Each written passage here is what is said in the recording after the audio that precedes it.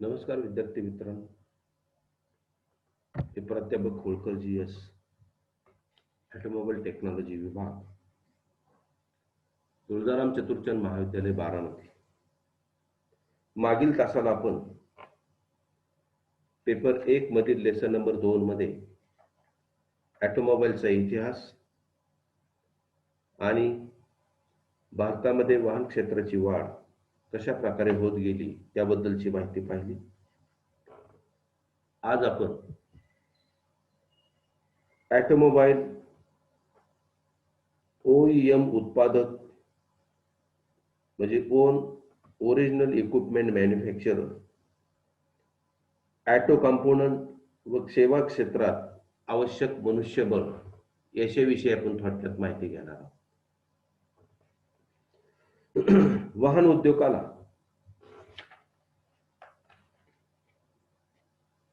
मागे व पुढे बरेच लिंकेजेस असतात आणि त्यामुळे काम करण्यासाठी बरेचसे कर्मचाऱ्यांची भरती केली जाते. भारतीय वाहन उत्पादक संस्था यांनी तयार केलेल्या अंदाजानुसार भारतीय वाहन उद्योग 13 दशलक्ष लोकांना प्रत्यक्ष व अप्रत्यक्ष रोजगार देऊ शकतो. प्रत्यक्ष रोजगारामध्ये ऑटोमोबाईल OEMs म्हणजे ओन ओरिजिनल इक्विपमेंट मॅन्युफॅक्चरर व सुट्या भागांच्या उत्पादकासोबत काम करणाऱ्या लोकांचा समावेश होतो. अप्रत्यक्ष रोजगारामध्ये पूरक उद्योग जसे वाहन फायनान्स व इन्शुरन्स उद्योग, वाहन रिपेअर, वाहन सर्व्हिस स्टेशन्स, वाहन मेंटेनन्स, वाहन व spare part dealer, driver, cleaner इत्यादी मध्ये काम करणाऱ्या लोकांचा समावेश होतो.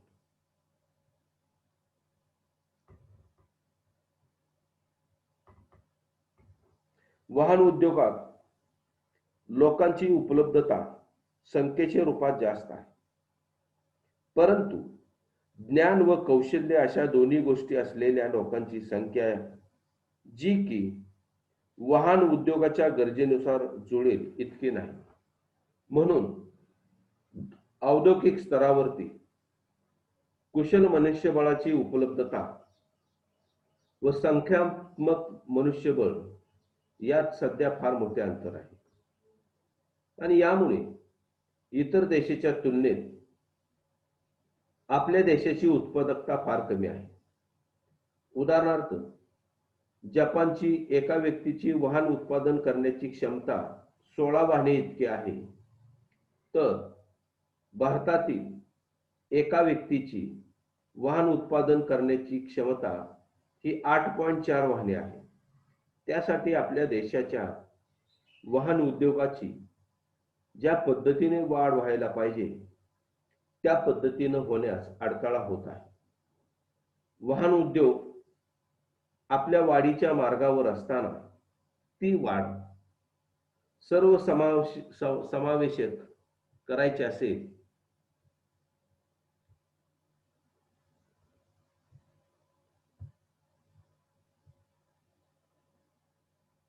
तर बाजारपेठेचे व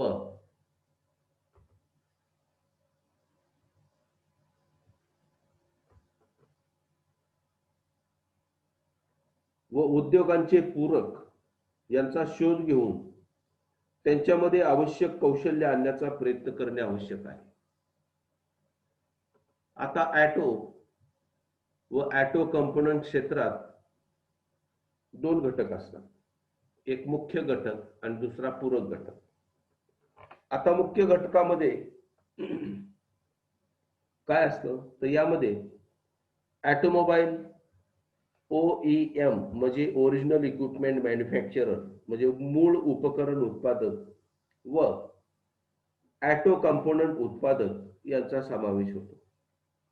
आणि पूरक घटकामध्ये यामध्ये डीलरशिप, सेल्स, जुन्या कार विकणे, डीलरशिप, सर्व्हिस व service centre, auto finance, auto insurance, वाहन दुरुस्ती, वाहन सर्व्हिस स्टेशन्स, कंपोनंट डीलर्स यांचा समावेश होतो.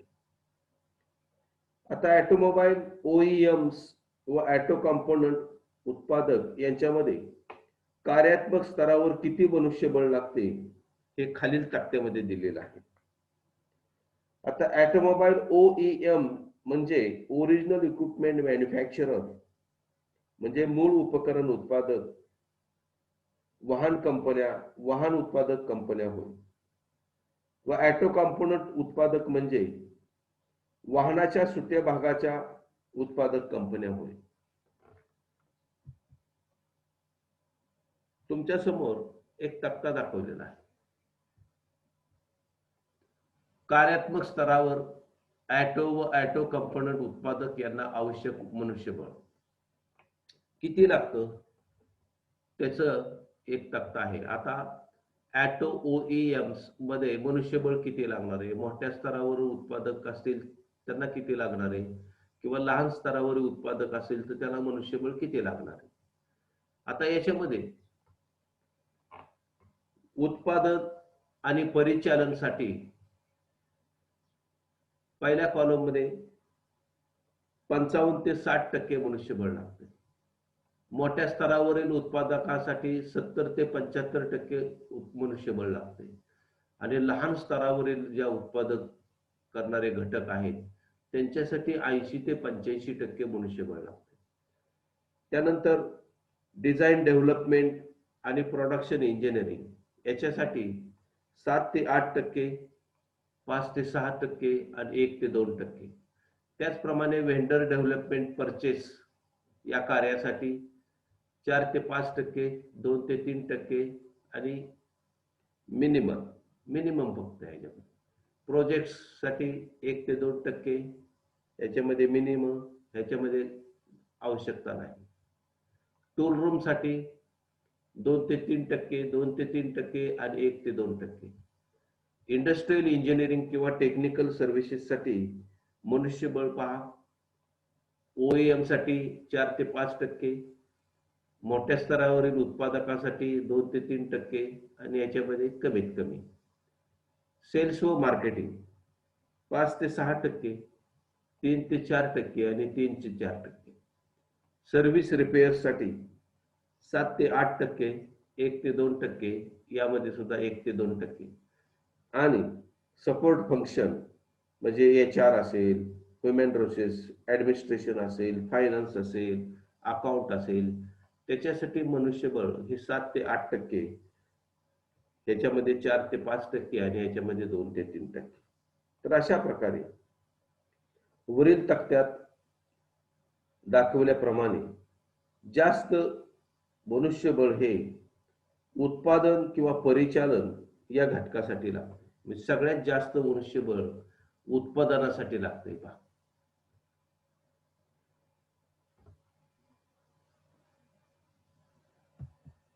आता सेवा क्षेत्रामध्ये कार्यात्मक स्तरावर आवश्यक मनुष्यबळ.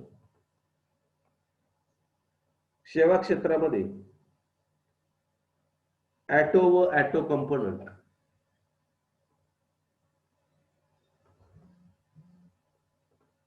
क्षेत्रातील पूरक घटकांचा समावेश होतो. यामध्ये ऑटो डीलरशिप किंवा सेल्स सर्व्हिस, सर्व्हिस सेंटर्स, जुन्या वाहनाची डीलरशिप, ऑटो फायनान्स व इन्शुरन्स कंपनी किंवा कंपोनंट डीलर यांचा समावेश होतो. आता खालील तक्त्यात नवीन कारच्या डीलरशिप मध्ये म्हणजे विक्रीसाठी कार्यात्मक स्तरावर आवश्यक असणारं मनुष्यबळ दिले.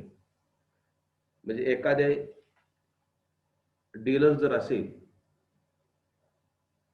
डीलर म्हणजे काय, तर तो उत्पादन तयार करणाऱ्या कंपनीकडून वाहनं या डीलरकडे येतात आणि या डीलरच्या माध्यमातून ती ग्राहकांना मिळू शकतात. तर ह्या डीलरकडं त्याचं असणारं कार्य आणि त्यांना आवश्यक असणारं मनुष्यबळ याचा तक्ता दिलेला आहे. सेल्स म्हणजे विक्रीसाठी 55 ते 60% मनुष्यबळ, खरेदी सुविधा म्हणजे आरटीओ, विमा यासाठी 10 ते 15%, ऍक्सेसरीज व्यवस्थापनासाठी 15 ते 20%, ड्रायव्हिंगसाठी 8 ते 10%, रिसेप्शनिस्ट किंवा अकाउंटसाठी 13 ते 15%. तर वरील तक्त्यावरून असं दिसून येते की जास्तीत जास्त मनुष्यबळ हे विक्री विभागात लागते, म्हणजे सेल्ससाठी. आणि त्यानंतर ऍक्सेसरीज व खरेदी सुविधा, ऍक्सेसरीज आणि खरेदी सुविधा याच्यासाठी सुद्धा जास्त मनुष्यबळ त्या ठिकाणी लागत आहे.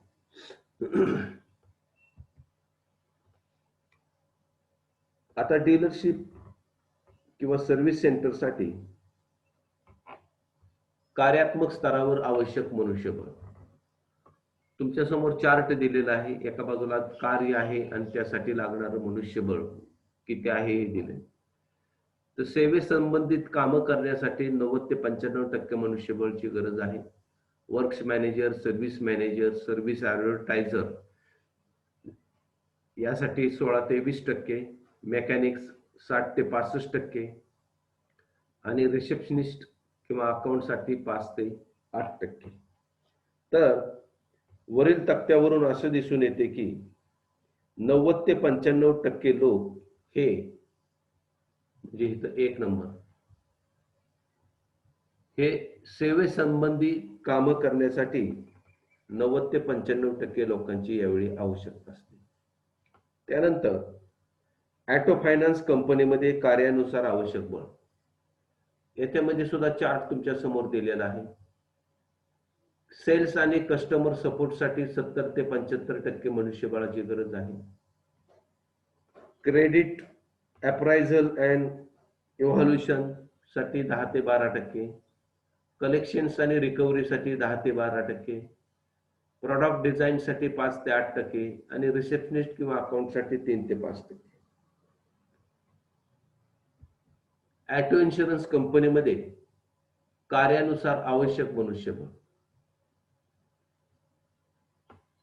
सेल्ससाठी 60 ते 65%, ऑपरेशनसाठी 15 ते 20%, कस्टमर सपोर्ट म्हणजे रिसेप्शनिस्ट आणि अकाउंट 15 ते 20%, अंडर रायटिंग 4 ते 5%,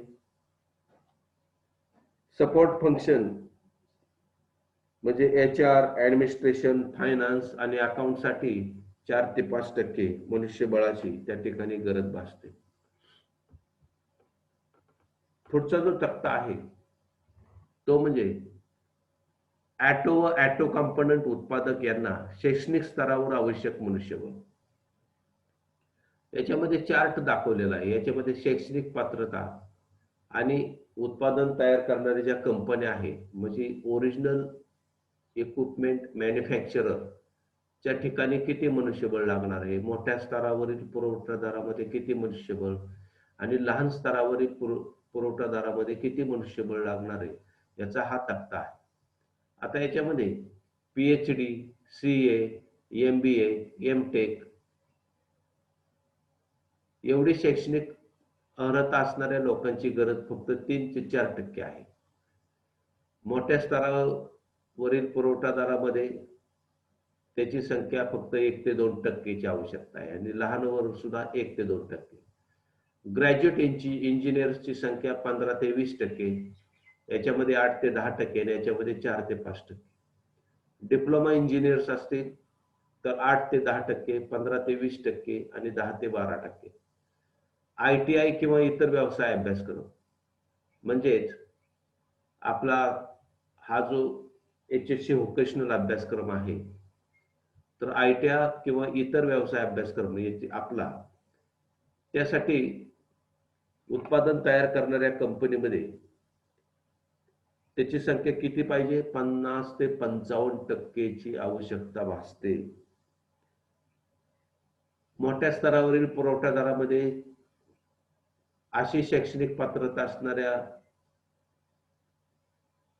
व्यक्तींची संख्या ही 40 ते 45%ची आवश्यकता असते, याच्यामध्ये 3 ते 4%. आणि काय पदवीधारक म्हणजे BA, BCom, BSc अशी शैक्षणिक पात्रता धारण केलेल्या लोकांची संख्या या उत्पादक कंपन्यांमध्ये फक्त 7 ते 8%, 1 ते 2% आणि 3 ते 4%, आणि 12वी पेक्षा कमी शैक्षणिक पात्रता असणाऱ्या व्यक्तींची संख्या याच्यामध्ये 1 ते 2%, याच्यामध्ये 18 ते 20% आणि याच्यामध्ये 70 ते 45%, 70 ते 85%. तर अशा प्रकारे वरील तक्त्यावरून असे दिसते की ॲटो मध्ये ITI व इतर व्यवसाय अभ्यासक्रम केलेले कर्मचाऱ्यांची भरती ही जास्त प्रमाणामध्ये केली जाते. त्यानंतर ग्रॅज्युएट इंजिनियर्सची व नंतर भरती केली जाते. मोठ्या स्तरावरील कंपन्यांमध्ये हे प्रमाण जराशे वेगळे दिसते. तसेच ITI पास झालेल्यांचे प्रमाण जास्त आहे. त्याचप्रमाणे व्यवसाय अभ्यासक्रम पूर्ण केलेल्यांची संख्या सुद्धा जास्त आहे. आणि त्यानंतर डिप्लोमा इंजिनियर्स व त्यानंतर 12वी किंवा त्यापेक्षा कमी शिक्षण झालेले व त्यानंतर पदवीधारक कर्मचारी भरती केलेली आहे. लहान स्तरावरील पुरवठादाराकडून कमी शिक्षण घेतलेल्या कर्मचाऱ्यांची जास्त भरती केली जाते. आपण या ठिकाणी थांबूया. धन्यवाद.